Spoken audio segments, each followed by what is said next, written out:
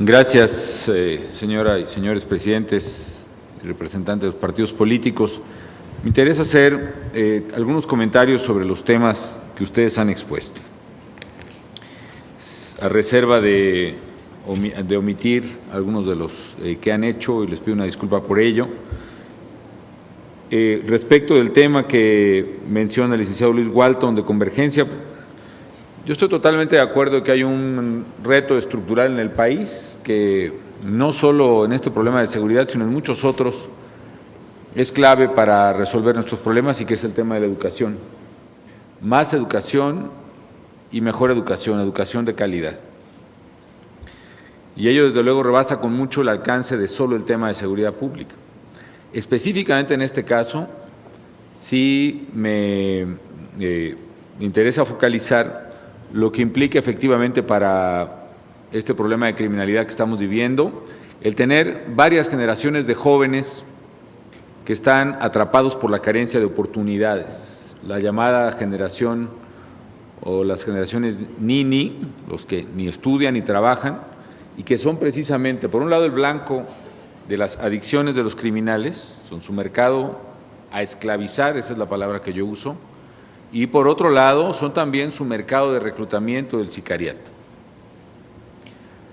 Y aquí no queda otra más que hacer un esfuerzo también como política de Estado para proveer a esos jóvenes de oportunidades que no han tenido pues en muchísimo tiempo.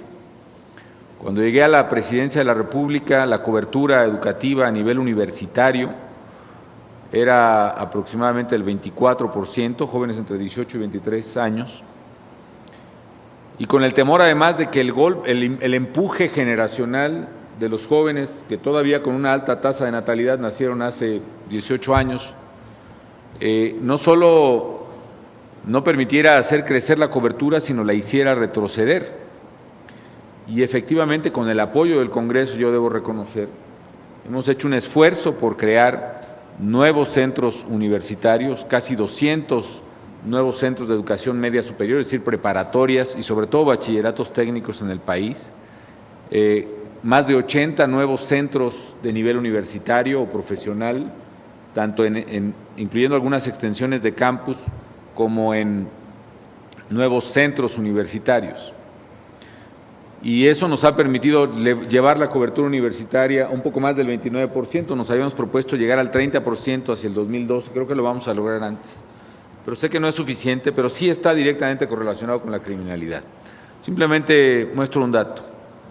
En Ciudad Juárez, que vive creo que la peor problemática de criminalidad que ha vivido el país en mucho tiempo, el nivel de cobertura universitaria, siendo una ciudad pues de más de 1 millón de habitantes, siendo una ciudad con ingresos, finalmente una economía que por lo menos durante mucho tiempo estuvo pujante, tenía un nivel de cobertura universitaria, tiene un nivel de cobertura universitaria que era casi 4% menor al promedio nacional, lo cual implica que decenas de miles de jóvenes estaban, o cientos de miles, están desprovistos de esta oportunidad.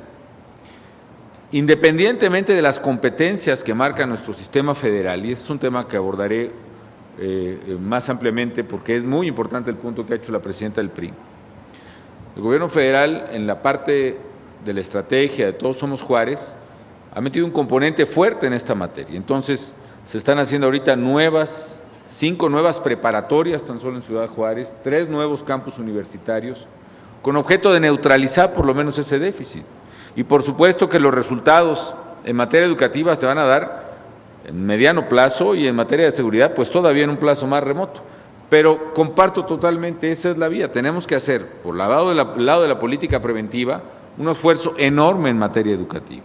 Y aquí creo que viene un planteamiento para todos, que creo que significa revisar nuevamente las prioridades nacionales, sobre todo a la hora de asignar el gasto público.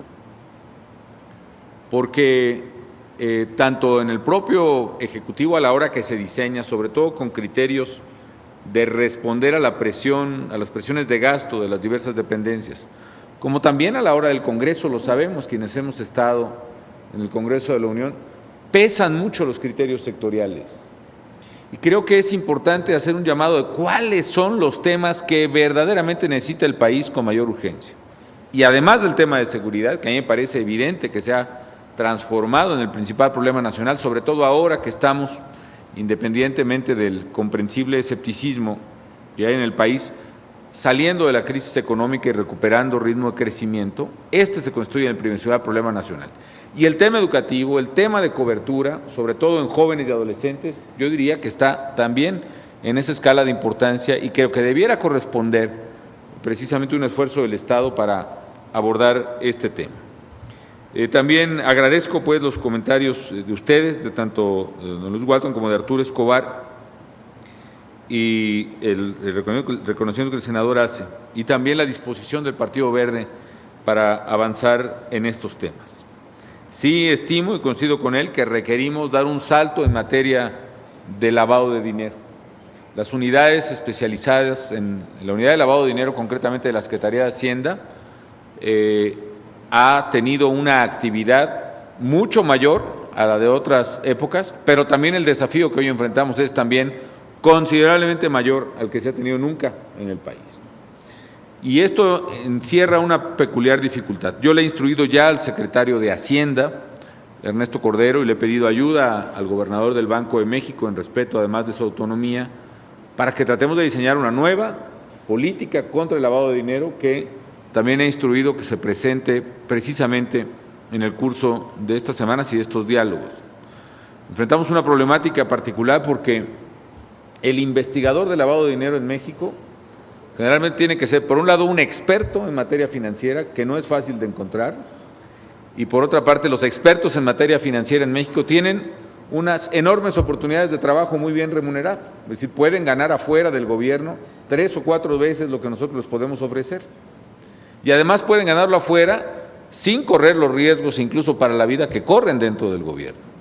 Lo cual me lleva a pensar que esto constituye una dificultad real para integrar unidades de lavado de dinero. También me lleva a pensar que tenemos que hacer una reflexión acerca de qué manera estamos asignando las remuneraciones o la manera de reclutar en el sector público, porque no puede ocurrirnos esta situación donde realmente es difícil cubrir un espacio tan importante para el país, pero sí tenemos que avanzar en ello. También coincido en la parte del sistema penitenciario que han mencionado. Es claro que las cárceles representan una saturación por el ordenamiento legal del país, por la manera en que siempre se consideró la parte de rehabilitación o de readaptación. Coincido también de que esto es una cuestión estrictamente nominal. Yo estoy convencido que las cárceles ni readaptan ni rehabilitan, por lo menos ahora, pero siempre fueron desarrolladas por los sistemas estatales, es decir, siempre a lo largo de la historia, por lo menos hasta hace una década, hasta hace 2 décadas cuando se creó el penal de máxima seguridad de Almoloya, hoy llamado del Altiplano, hasta entonces siempre todas las cárceles fueron prácticamente estatales. Y en las cárceles concurren presos o internos, presidiarios, tanto federales como locales. Sé que esta problemática tiene que revisarse, pero siempre ha ocurrido esta manera de incorporar los procesos de rehabilitación mezclando a los presos.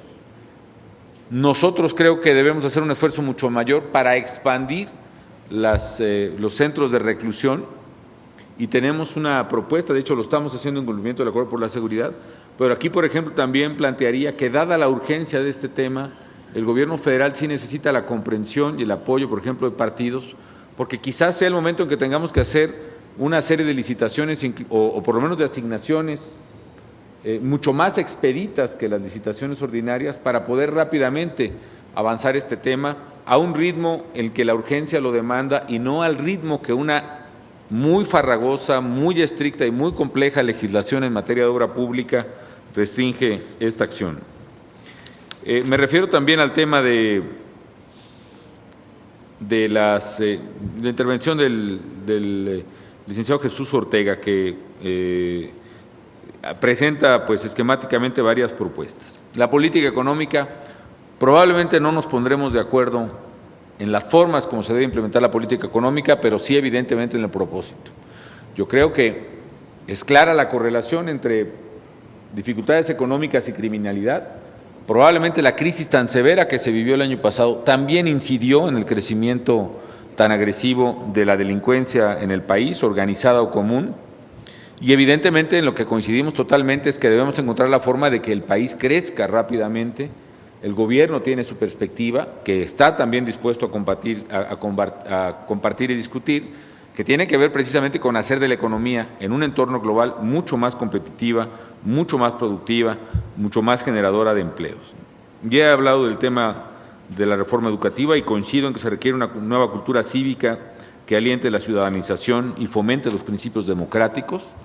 A mí me parece que sí tenemos un problema estructural en la cultura social, sobre todo en los valores de nuestros jóvenes, que no tienen, por lo menos en el rango más alto de su jerarquía, el valor ni de la legalidad ni de la ley, y por momentos parece que se generaliza este menosprecio por la vida, por el respeto a los demás, lo que el grado de violencia que vemos, de crueldad incluso en la violencia, refleja ciertamente un estrato de cultura que tenemos que revisar muy a fondo, ¿no? Coincido además que debe facilitarse que el ejército no sea el primer frente de batalla contra la delincuencia, sino sean, como entendiblemente deben ser, las policías, ¿no? Aunque aquí sí muy respetuosamente discrepo en el sentido de que no está el ejército fuera de su ámbito constitucional. Claramente el artículo 89 constitucional y otras disposiciones establecen no solo la atribución del mando del Poder Ejecutivo sobre las Fuerzas Armadas, sino el objetivo, que es ciertamente la soberanía exterior, a la que se aludía en el sentido de que no hay en este momento tropas extranjeras o barcos extranjeros anclados en nuestros puertos, pero también se refiere la Constitución claramente al término de seguridad interior. Y es precisamente la criminalidad ahora el mayor desafío a la seguridad interior, por lo cual la acción de las Fuerzas Armadas no está fuera del ámbito constitucional. Si bien es cierto, es deseable que se establezca con mucho mayor precisión la delimitación jurídica en leyes ordinarias del país de este campo de acción que es hasta ahora. No es inédito tampoco, hay que decirlo también. La acción del ejército, por ejemplo, en lucha contra el narcotráfico viene realmente de décadas atrás. Quizá no había sido tan intensa o tan desgastante o tan claramente cercana a los ciudadanos, pero siempre ha estado esa presencia del ejército mexicano. Coincido en que debemos propiciar desde luego que reduzca esa actividad, pero la única manera de hacerlo es que haya policías que puedan realizar esa actividad, federales o estatales. Porque verdaderamente, si uno le pregunta a los ciudadanos de Tamaulipas, ¿en serio quieren que retiremos al Ejército y a la Marina del Estado? La respuesta categóricamente es no. Al contrario, nos están exigiendo a nosotros mucho mayor presencia de las Fuerzas Armadas en varias entidades de la República. Y yo entiendo esa actitud de desesperación de los ciudadanos, pero en este momento la única manera de propiciar un retiro paulatino de las Fuerzas Armadas es generando un fortalecimiento institucional de policías, ministerios públicos y jueces en las entidades que permita precisamente un reemplazo sensato y viable de la presencia de las Fuerzas Armadas.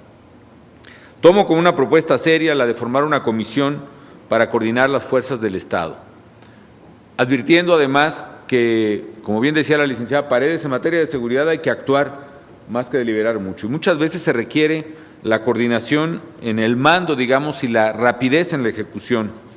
Del atacar toda la cadena del narcotráfico, pues también coincido con ello, ya hice un comentario acerca del lavado de dinero. Me reservé deliberadamente un punto, pero quiero abordarlo para que no se considere como una omisión mía, y que es el tema de la legalización de las drogas, al que ya hice referencia en estos diálogos, y haré referencia nuevamente, procurando no volverlo a hacer, pero me interesa puntualizar mucho la posición del gobierno. No estoy de acuerdo con la legalización, pero de ninguna manera me opongo a que se debata, porque esta es una sociedad democrática que sí tiene que sacar sus temas a discusión. Y ahora déjenme explicarle por qué me opongo a la legalización. Primero, soy plenamente consciente de que el tema es complejo porque sí tiene aristas positivas y negativas. Del lado de las ventajas se menciona que una legalización provocaría que el alto precio de las drogas derivadas del mercado negro que la prohibición implica es lo que genera precisamente la rentabilidad y la capacidad de alto financiamiento de los criminales. Entonces, si se quitara la prohibición, esa es la hipótesis, se bajaría el precio y se bajaría una buena medida la renta de los criminales. Sin embargo, del lado de las desventajas, también se ha mencionado aquí, una legalización propiciaría automática y lógicamente un aumento masivo del consumo de drogas y de estupefacientes, particularmente entre adolescentes y jóvenes. No solo por la reducción del precio, que sería el menor efecto, sino simplemente por su libre disposición. Y eso es una decisión medular para un país si está dispuesto, por cualquier razón, a dejar a sus jóvenes y adolescentes a merced de los criminales y también asumir con frialdad que muy probablemente perderíamos varias generaciones de jóvenes a consecuencia de las adicciones que son una esclavitud. Una vez que un joven entra a un proceso de adicciones, difícilmente sale de él a menos de que haya un proceso de readaptación verdaderamente agresivo. Se convierte en una esclavitud y el joven sale esclavizado por el criminal. ¿Por qué razón? Porque el mismo que a los 12 años le está dando la droga fuera de la escuela gratuitamente, es el mismo que a los 13 años ya le está cobrando la droga a ese muchacho, y el joven empieza, o el niño empieza a robar el monedero de la mamá, y luego a robar los espejos de los coches de los vecinos, y luego a los 14, 15 años ya es reclutado por ese mismo sicario para ser su chofer, su guardaespaldas, su vendedor de droga, y eso incrementa una cadena precisamente de los criminales.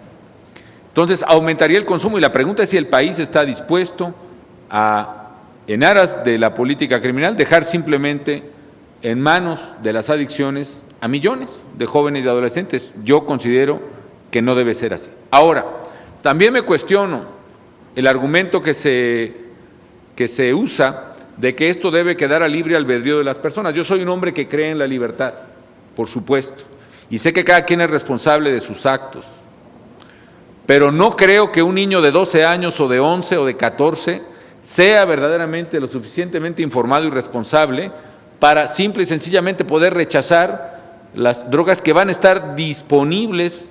Sé que están muy disponibles ahora, pero van a estar masivamente disponibles en cada esquina del país a su consumo. Eso no me parece una decisión aprobable o conveniente para el Estado. Pero finalmente, asumiendo que las ventajas fueran ciertas y que en una situación hipotética fueran mejores las ventajas que las desventajas, mayores, en México eso no ocurriría si, como bien dijo el licenciado Kawashi, esto no se plantea a nivel internacional. ¿Cuál es el principal argumento para legalizar drogas? Que legalizándoles se mata el precio del mercado negro y esto se reduce. Pero si en el mundo no se legalizan las drogas, o por lo menos en Estados Unidos no se legalizan las drogas, esto es simple y sencillamente absurdo, porque el precio de las drogas no está determinado por México.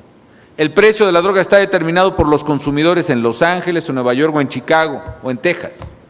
Y en consecuencia lo que tendríamos en México de una legalización así es todos los inconvenientes, incluyendo la pérdida masiva de varias generaciones de jóvenes y adolescentes en las adicciones, con ninguno de los convenientes, porque el precio seguiría siendo alto, seguiría siendo un precio de mercado negro, quizá marginalmente impactado, pero un precio dominado por una delincuencia internacional. Por eso considero en estas circunstancias, y especialmente con el matiz que hace Jorge Kawashi, que si esto no es un planteamiento internacional, México paga todos los inconvenientes y no gana ninguno de los convenientes. Y desde luego, esto no lo planteo como un intento de cerrar una discusión, sino simplemente de dar mi punto de vista en ella. Finalmente, quiero referirme a varios de los muy valiosos planteamientos que ha hecho la licenciada Beatriz Paredes. Primero, yo le agradezco que a pesar de su escepticismo comprensible acerca de este tipo de discusiones, haya asistido aquí porque habla de la responsabilidad del Partido Revolucionario Institucional y de su dirigente con un tema que sí creo que es medular en el debate nacional. Segundo, porque es cierto, ella con mayor experiencia que un servidor, pero ciertamente durante mucho tiempo hemos participado en foros, en debates, en fin, y no siempre, por desgracia, se obtienen resultados. Sin embargo, a mí esto sí me parece un diálogo y un debate absolutamente necesario en la opinión pública, porque sabemos que la gente lo está comentando en sus casas con enorme preocupación, en su trabajo. Este es el tema que más preocupa a los mexicanos y a todos nos está demandando definiciones y posturas claras. Y me parece que es imprescindible darlas de cara a la sociedad y por eso hemos invitado a testigos sociales a estos diálogos.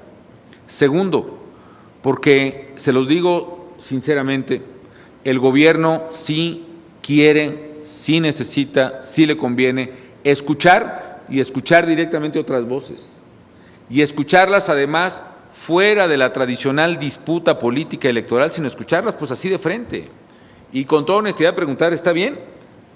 He escuchado que la estrategia o es inadecuada, no da resultados, etcétera, etcétera. ¿Cuál entonces debe ser la estrategia correcta para enfrentar a los criminales? Y sobre todo mi planteamiento original, yo supongo que estamos de acuerdo, pero pues hay una duda que creo que debemos resolver. ¿Estamos de acuerdo o no que el Estado debe combatir a los criminales? Porque también en ese debate público se ha planteado que el error es que hayamos combatido a los criminales. Yo oigo estas expresiones, ¿no? Es su lucha, ¿para qué inició? ¿Por qué lo hizo? Estoy de acuerdo en que se cuestione la estrategia y entonces estoy dispuesto a analizar y recibir propuestas para cambiar o mejorar la estrategia. Pero lo que me parece es que si la premisa es que el Estado no debe o no debió combatir a los criminales, pues también se debe decir y aclarar. Porque sí está en el debate público. Yo coincido en que temas de seguridad nacional no debieran ser materia de disputa electoral. Sin embargo, en honor a la verdad, amigas y amigos, estos temas de seguridad nacional o no, estos temas son materia de disputa electoral de todos los actores y no juzgo la buena o mala fe, es cierto. En la medida en que se politizan y son el elemento toral de las campañas, se generan mucho más incentivos a la falta o se pierden los incentivos al consenso. Yo lo que pretendo con estos diálogos o lo que mi gobierno pretende es poder generar nuevamente consensos que por culpa o por razón atribuible a quien sea, se han erosionado. Y un consenso fundamental debe ser ese, el que la seguridad debe estar por encima de los partidos. Ahora, yo veo imposible que en una democracia, y pienso que es bueno que así sea, temas como este, el principal problema del país, pueda ser excluido del debate político. En todo caso, entonces, a lo que aspiro es a que nos pongamos de acuerdo en qué es premisa de Estado, qué es afirmación compartida por todos y qué no lo es. Es decir, qué es lo discutible en la política pública de seguridad y qué es lo no discutible. Porque puede haber un punto peligroso para el Estado mismo. En la medida en que todo es cuestionable y todo es criticable y todo es reprochable, se puede políticamente erosionar, deteriorar, vulnerar al Estado mismo y entonces la sociedad no gana. Quienes ganan son los criminales. Si la acción del Estado se da en un frente, se da en un Estado y el impulso político y la energía política del país se orienta a atacar o cuestionar o a debilitar, sí se debilita el Estado, sí se pierde la legitimidad de su acción, sí se baja la moral de las tropas, la moral de los policías. Pero quien gana ahí no son los partidos políticos, quien gana ahí son los criminales. Y a mí me parece medular que nos pongamos de acuerdo, creo que no lo tenemos claro, por lo menos el gobierno quiere tenerlo claro, qué es lo que se vale y qué es lo que no se vale en el terreno político electoral. Y lo que no se vale creo que tiene que ver con la política de Estado que buscamos. ¿Cuáles son las verdades?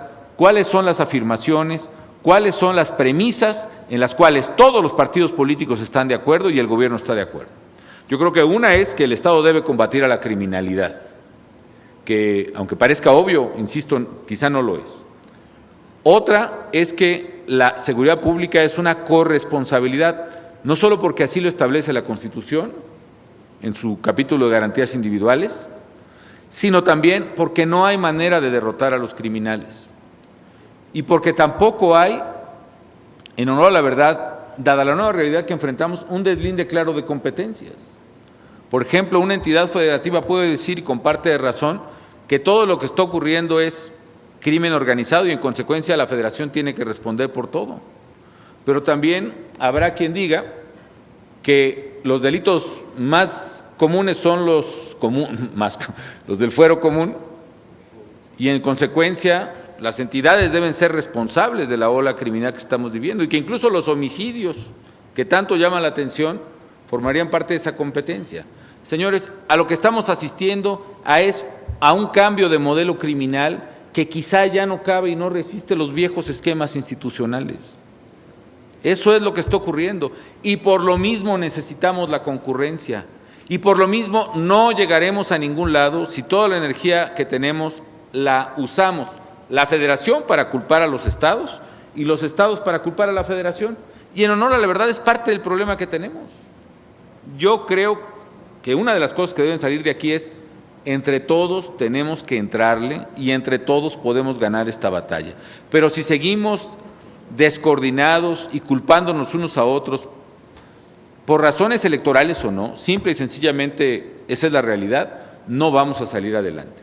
Y coincido y termino, que quizá el quid, como ha dicho la presidenta, es precisamente nuestra naturaleza federal. Ciertamente, en la enorme complejidad que vivimos, violencia vinculada originalmente y exclusivamente a las drogas y luego a todo tipo de crimen, quizá una experiencia sobre la que debamos abrevar es Colombia, pero tiene razón la presidenta, Colombia es un estado central, su director de policía es de Policía Nacional. Aquí, sin embargo, tenemos que hacer coincidir y coordinarse, como dijo algunos de los, creo que el propio licenciado Kawashi, a más de 2,000 policías. Y como yo decía hace unos días, si nosotros sabemos que hay un policía municipal que está vinculado al crimen, por ejemplo, si no tenemos la evidencia judicializable, no hay manera de remover ese policía. O sea, no hay manera que el director de la Policía Federal diga, usted se va a su casa, porque a menos que haya el testimonio, la prueba, la evidencia, la fotografía, lo cual es pues realmente muy complejo. Y si bien es cierto, este es un problema real, el crimen no actúa limitado a la acción de los estados. Una organización como los Zetas, por ejemplo, tiene acción desde Reynosa y Laredo en la frontera de Tamaulipas hasta el Suchiate, donde trafica con migrantes. Y nuestra jurisdicción ciertamente es federal, pero se empalma en cada paso de su camino con una realidad local. Los secuestros, las extorsiones, los robos que hace de norte a sur tienen que ver con una mezcla de competencias. ¿Cómo podemos articular esa mezcla de competencias? No está resuelto. No está resuelto y a mi juicio probablemente quizá ya no responda el modelo constitucional a eso. Por eso es válido el cuestionamiento. ¿Se requiere una Policía Nacional? ¿O se requiere, como ha sido el consenso con gobernadores, 32 policías estatales? Y surgen otras preguntas. ¿Quién se va a encargar de vigilar esas 32 policías estatales? ¿Qué tal si una de ellas queda en manos de uno de estos criminales? En fin, son preguntas que creo que debemos hacernos y debemos resolver en conjunto. Pero precisamente, a mi juicio, son preguntas que justifican que dialoguemos abiertamente y de cara a la sociedad sobre estos temas. Finalmente, comparto la idea de que las instituciones públicas deben, y particularmente en materias como la seguridad nacional, orientarse estrictamente al cumplimiento de esos propósitos y que de ninguna manera deben adscribirse a propósitos electorales o políticos. Y que por otra parte se reclama y se requiere el esfuerzo de todos. Sinceramente, señoras y señores, no hay manera de que superemos este problema si no salimos de estas discusiones con las premisas claras de que en qué estamos de acuerdo y en qué no estamos de acuerdo. Y si de lo que estamos de acuerdo, de lo que estamos de acuerdo se deriva una corrección a la estrategia de seguridad pública, yo estoy dispuesto a asumirla. Nos quedan, en el caso personal, 2 años y medio de gobierno. Y si no reconstruimos institucionalmente a la seguridad pública a nivel federal y a nivel local, el país padecerá por muchísimos años este problema y en condiciones de deterioro cada vez mayor.